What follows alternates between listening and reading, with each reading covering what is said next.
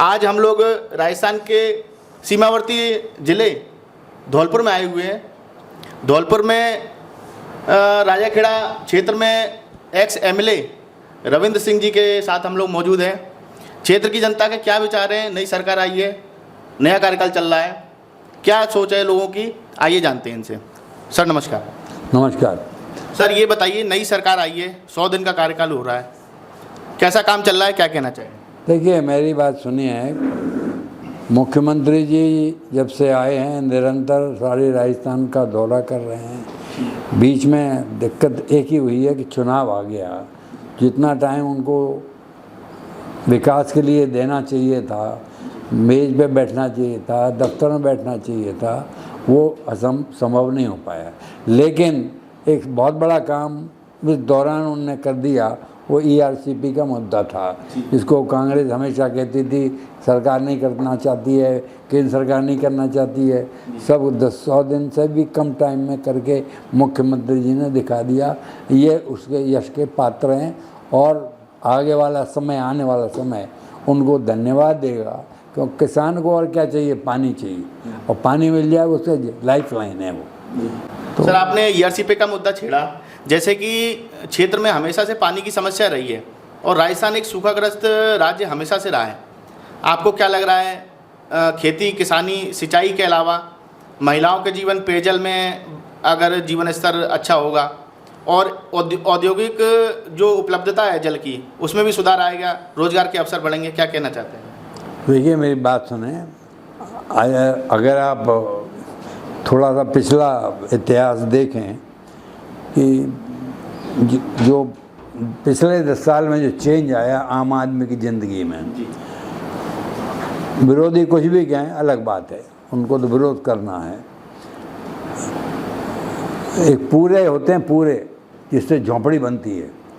मैं किसान भी हूँ और मैं पूरे भी लगा रखे थे मैंने मेड़ों पे। और जब पूरे आते थे, आने से पहले ही लोग आ जाते थे, बाबू जी इतने गट्टे हम लेंगे, इतने गट्टे हम लेंगे। अब मैं 80 साल का हो गया हूँ, अब तो नहीं जाता।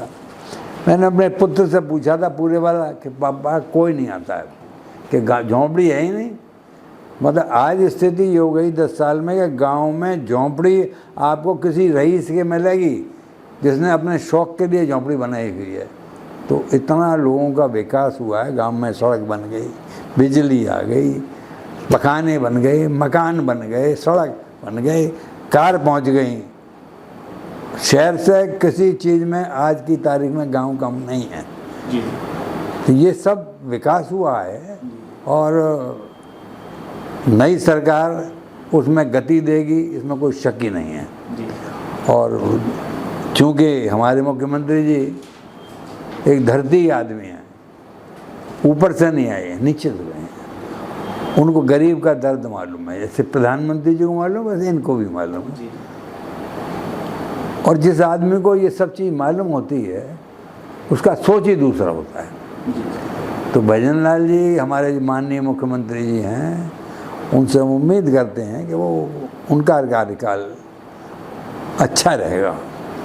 सर, एक ये कहना चाहेंगे, विधानसभा में एक चर्चित भाषण मुख्यमंत्री भजन लाल जी का हुआ था, जिसमें वो नेता विपक्ष को कह रहे थे कि मैं ज़मीन से जुड़ा हुआ हूँ, किसान का बेटा हूँ, मेरे आज भी खेत है, मैं खेत में काम भी करता हूँ, हल खुद से चलाता हूँ, मेरे फार्म हाउस नहीं है, आप लोगों के फार्म हाउस है, मेरे फार्म हाउस नहीं है। ऐसा वक्तव्य उन्होंने दिया था जो काफ़ी चर्चित भी हुआ था। आपका क्या कहना है इस बारे में? उन्हें सच्चाई बयान की, उन्हें क्या बताया, इसमें तो कुछ कहने की आवश्यकता ही नहीं है। जो जिस धरती पे वो खड़े हैं उनने वो उसका वो बयान कर दिया। फार्म हाउस नहीं है, खेत को और फार्म हाउस में फ़र्क होता है। फार्म हाउस शौक़ की जगह होती है, आदमी अपना वैभव दिखाता है, वहाँ बड़े बढ़िया बगीचा लगाता है, अच्छा मकान बनाता है, तो ऐशो आराम के लिए, शांति के लिए, आराम के लिए जाके हफ्ते में 2 दिन 4 दिन महीने में जाके रहता है, लोगों को दिखाता है। किसान का खेत तो किसान का ही होता है। जी सर, कानून व्यवस्था की दृष्टि से अगर देखें तो 100 दिन का कार्यकाल में क्या कुछ बदलाव देख रहे हैं आप? देखिए, शुरुआत हुई है, अभी तो राज पलटा है। आप ओवरनाइट ये सोचें कि कोई जापान का जादू है कि कर देंगे, वो तो नहीं हो सकता ना। धीरे धीरे अब आप देखिए पेपर लीक का मामला है, पकड़े जा रहे हैं कि नहीं पकड़े जा रहे हैं। अब लेकिन आप कैसे अगले दिन ही पकड़ लेते सारे मुख्यमंत्री जी एक तरफ तो राजस्थान का दौरा करें, एक तरफ चुनाव लड़ें, एक तरफ जो है अपनी सरकार को चलाएं, तो एक आदमी को कितनी जगह बांट सकते हो आप। और पहला उनका कोई कार्यकाल ऐसा नहीं रहा जिसमें वो MLA रहे हों, MP रहे हों, संगठन के आदमी हैं, संगठन का काम किया है। अब ये नई उनकी एक स्थिति में जितनी हिम्मत से वो काम कर रहे हैं, तारीफ के काबिल है। सर पेपर लीक की आपने बात करी, क्या कहना चाहेंगे, इस सरकार में कुछ कार्रवाई होती दिख रही है आपको? निसंदेह कार्रवाई हो रही है और लोग पकड़े जा रहे हैं और पकड़े जाएंगे। और जहाँ जहाँ गड़बड़ी हुई हैं कई थानेदार पकड़े गए हैं साहब, और तो क्या लोग हैं अब जो दुनिया को पकड़ते तो वही पकड़े जा रहे हैं। एक एक गांव के सब लोग थानेदारी बन गए, इससे ज़्यादा क्या दुखमयी बात हो सकती है। जो बेचारे माँ बाप, गरीब माँ बाप पढ़ा रहे हैं किसी तरह से, उनको बेचारों को ठोकर लग गई, सिफारसी अंदर पहुँच गए। सर किसानों के मुद्दे पे आएंगे, आपने देखा विगत इस सरकार के कार्यकाल में किसान आंदोलन भी हुआ, तो क्या आपको लगता है जायज़ मांगी थी, जायज़ तरीका था, क्या कहना चाहें? देखिए किसान आंदोलन प्रायोजित था। पंजाब के किसान का सोच अलग है, राजस्थान के किसान का सोच अलग है, सब जगह की अलग अलग वो है। तो आप ये नहीं कह सकते थे कि वो जस्टिफाइड था। आप ब्लैकमेलिंग करना शुरू कर दें किसान के नाम पे, तो वो अच्छी बात नहीं। चाहे मैं स्टूडेंट हूँ, चाहे मैं व्यापारी हूँ, सरकार की एक सीमा है, उसको सबको देखना है, सब वर्गों को देखना है। केवल किसान के हितों को देखे तो वो अन्य जनता का आपको महंगा जब पैसे देगी तो सरकार बाज़ार में क्या सस्ता कर देगी?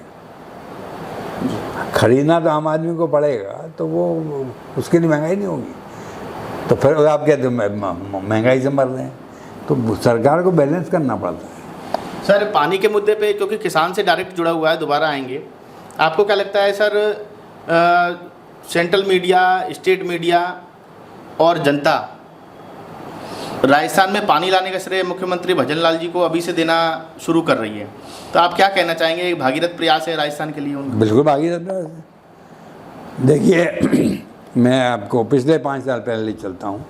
वसुंधरा जी हमारी मुख्यमंत्री थी और उनने धौलपुर को, जिले को 750 करोड़ की चंबल लिफ्ट परियोजना को दी।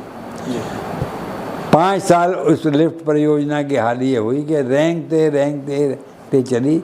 ये बीजेपी के शासनकाल की जो उपलब्धि थी उसको कांग्रेस ने डुबो दिया, और काली सिंदूर फानी और डमने जो कर रहे हैं, ये कर रहे हैं, धरती पे कुछ भी नहीं आया सिवाय केंद्र सरकार को बुराई करने के, और ये करना नहीं चाहते। ERCP के बाद पढ़ने के बाद इन्हें मुख्यमंत्री जी ने तो अपने 100 दिन पूरे नहीं हो उससे पहले सब काम कर दिए। इसीलिए कहते हैं डबल इंजन की सरकार जब बनती है तो उसके फ़ायदे होते हैं, और ये फ़ायदा है।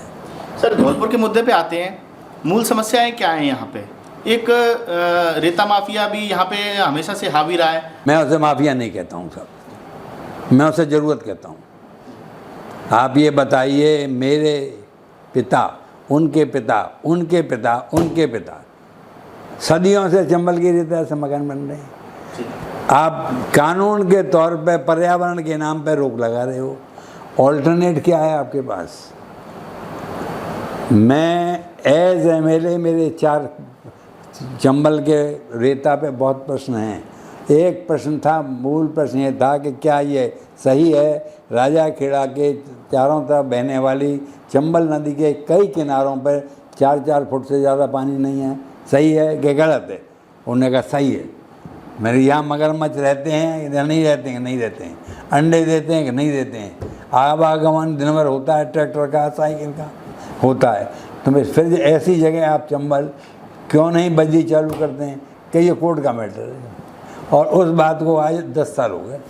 35,000 परिवार पल रहे थे, और आज बतला देता हूँ, अगर यही हालत रही तो नक्सलवाद राजस्थान में कहीं शुरू होगा, सबसे पहले धौलपुर में होगा।